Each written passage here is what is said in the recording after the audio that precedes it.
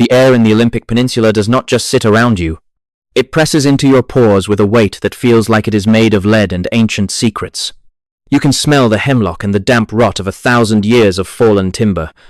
It is a place where the green is so deep it looks black when the sun hides behind the perpetual gray curtain of the Pacific Northwest. People come here to find themselves, but more often than not they find out just how small and fragile a human being really is when the mountains decide to stop being a backdrop and start being a predator. I have spent decades looking into the spaces where people vanish, and the Olympic National Park is a place that feels like it has a memory. It remembers every footstep that never returned to the trailhead. In April of 2017, a young man named Jacob Gray rode his bicycle into this cathedral of moss and mist. He was 22 years old and full of the kind of restless energy that makes a person think they can outrun their own shadow. He left Port Townsend on a journey that was supposed to be about discovery. But discovery in these woods is a double-edged blade that cuts deep and leaves no scar. Imagine a road winding through the Sol Duc River valley. The pavement is slick with a thin film of oil and rainwater. On the afternoon of April 6th, a ranger spots a bicycle leaning against a guardrail near mile marker 6. It is not crashed. It is not hidden. It is just sitting there like its owner simply stepped into another dimension mid-pedal. The gear is still attached to the rack. A sleeping bag, a tent, and a gallon of water are all present. But the person who belonged to those things is gone. There are no skid marks and no signs of a struggle. Just the sound of the river rushing below and the wind whistling through the spokes of a stationary wheel. When you look at a scene like that, you start to feel a cold prickle at the base of your neck. It is the feeling of a vacuum. Jacob Gray did not just leave his bike. He left his life right there on the shoulder of the road. His shoes were found nearby, along with a list of items that seemed to indicate he was planning for a long haul. But you do not go for a hike in the Olympics without your shoes, unless something has gone very wrong with your mind or something has reached out and pulled you from the physical world. The search effort was massive. Teams moved through the brush like slow-moving beetles. They combed the banks of the Sol Duc River, thinking maybe he fell in. The water was high and freezing.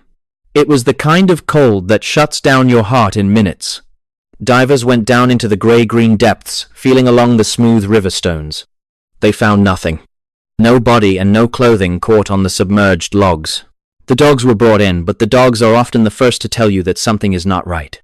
They would hit a scent, and then it would just evaporate into the thin mountain air as if the person they were tracking had simply been lifted upward.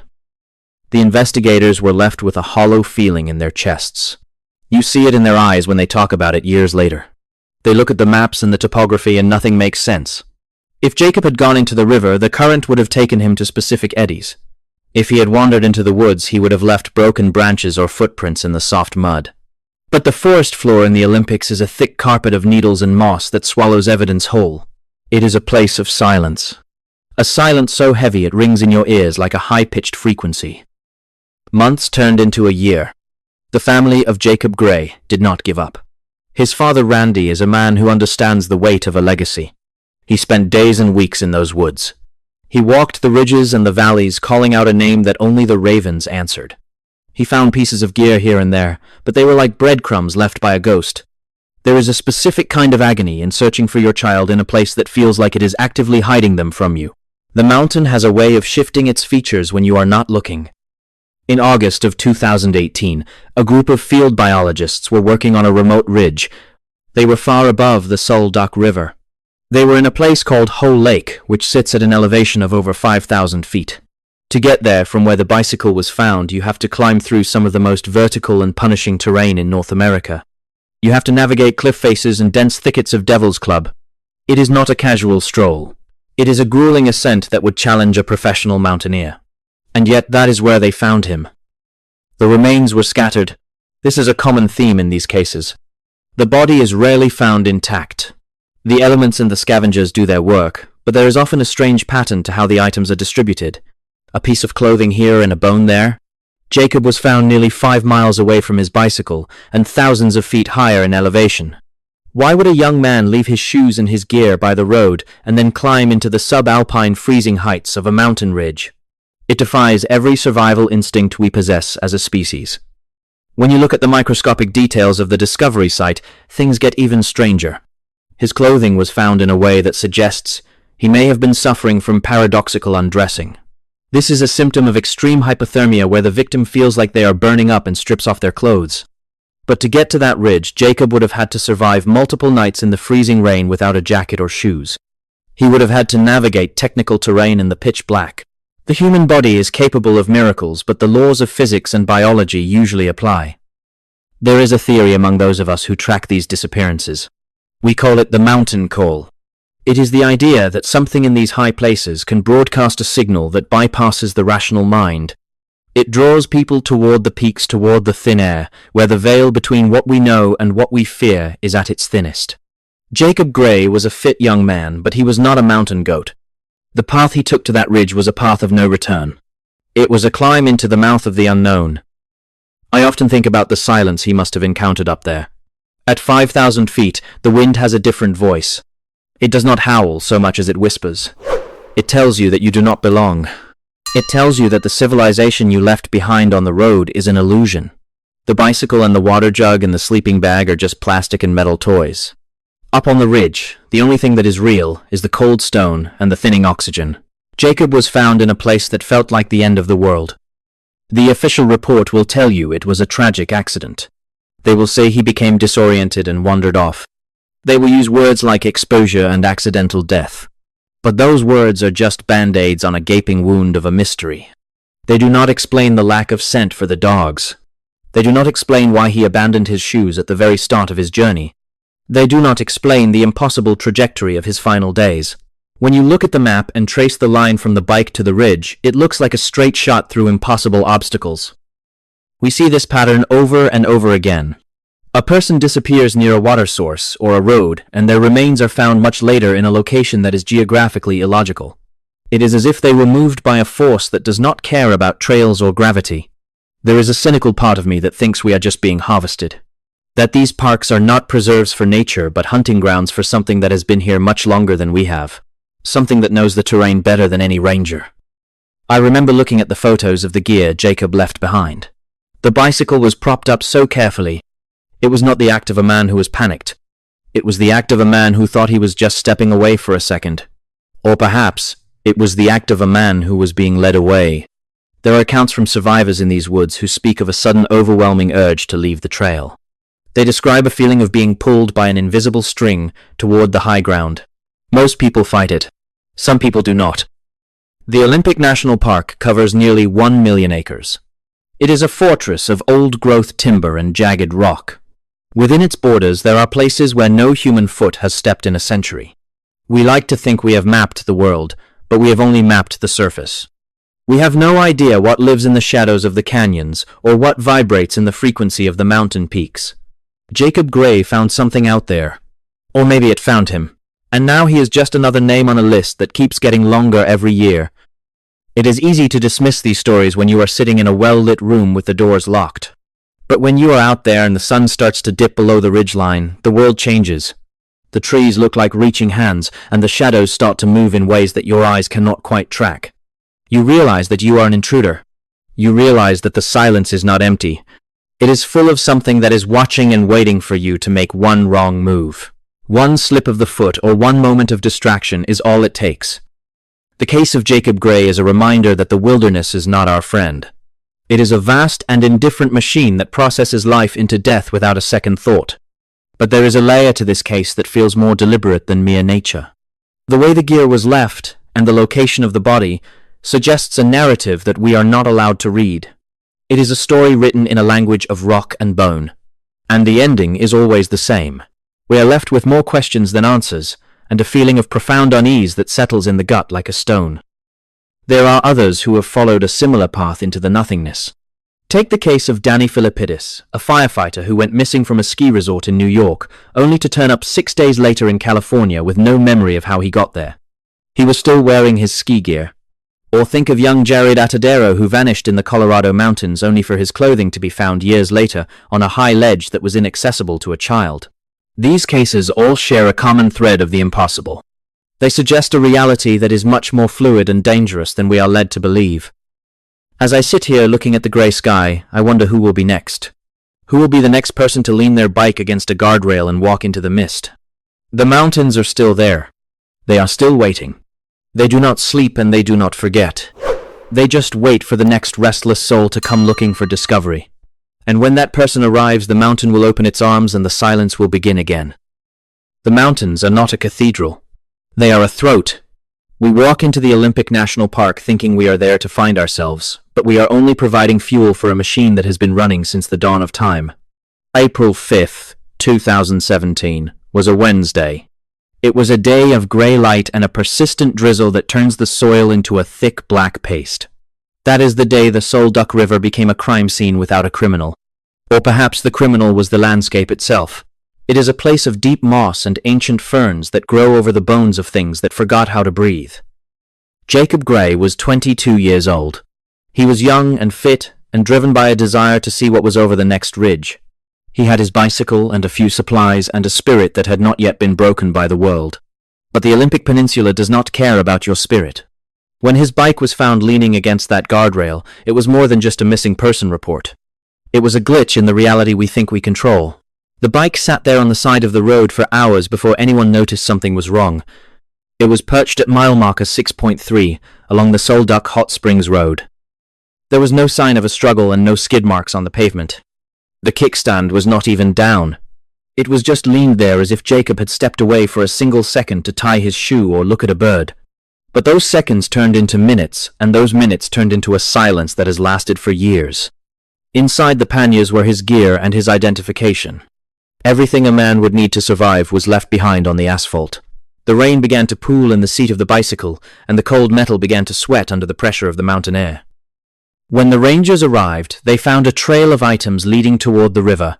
It was like a breadcrumb trail, but instead of leading home, it led into the abyss. They found a bow and a quiver of arrows. They found a jacket and a pair of socks. These items were not scattered by a struggle. They were placed. There was a deliberation to the arrangement that made the hair on the back of the rangers' necks stand up. It felt like a ritual or a surrender. The river was running high and fast and cold enough to stop a heart in under a minute. Search teams moved in with dogs and helicopters and thermal imaging. They combed the banks of the Sol Duc for miles. They looked under every fallen hemlock and inside every hollowed-out cedar. The dogs would hit on a scent and then suddenly lose it as if the person they were tracking had simply evaporated into the mist. The forest in that part of the Washington wilderness is so dense that you can be 5 feet away from someone and never see them.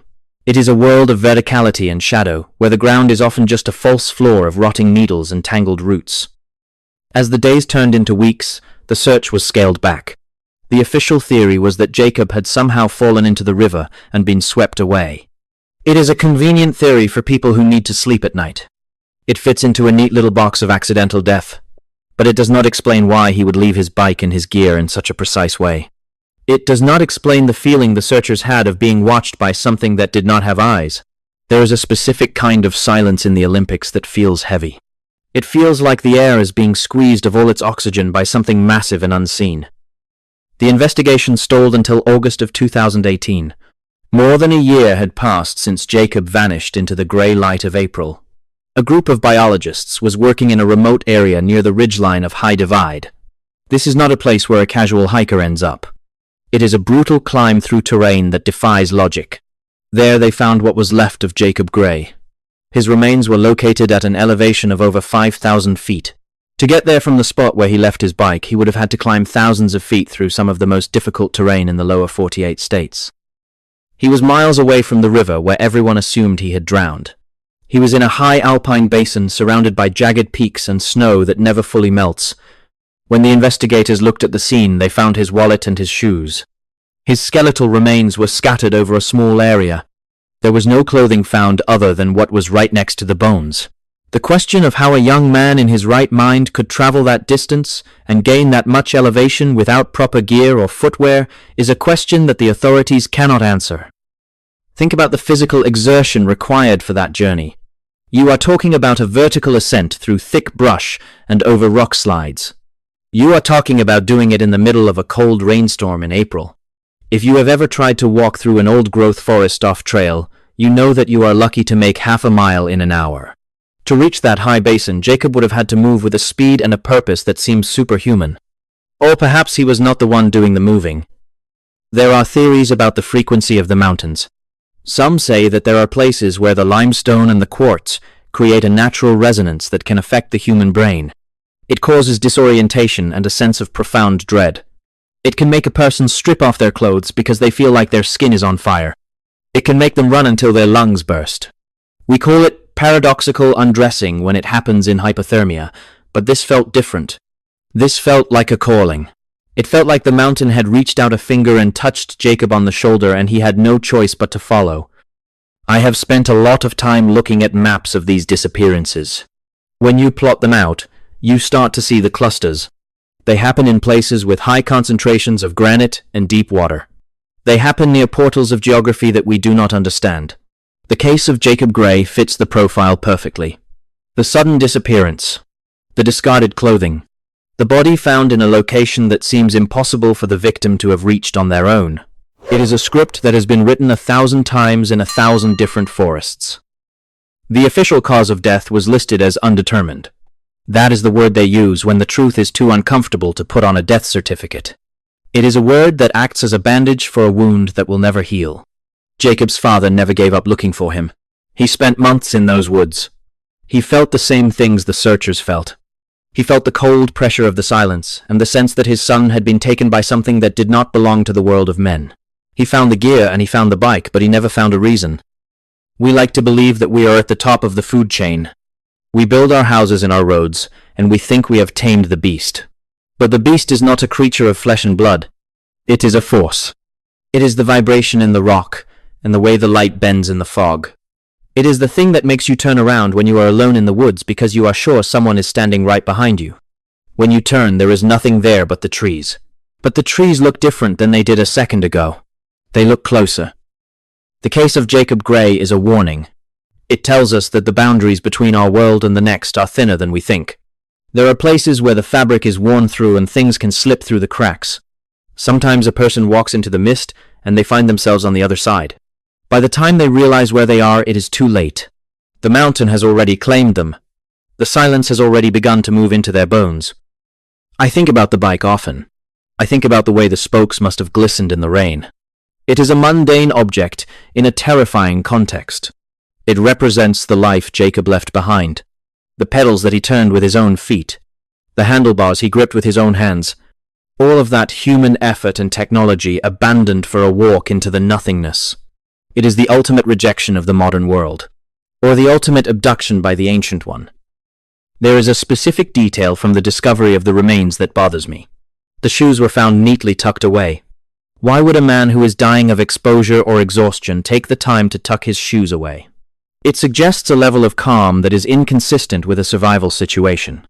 It suggests that he knew exactly where he was going and that he did not need his shoes to get there. It suggests that the person who arrived at that high basin was not the same person who left the bike by the river.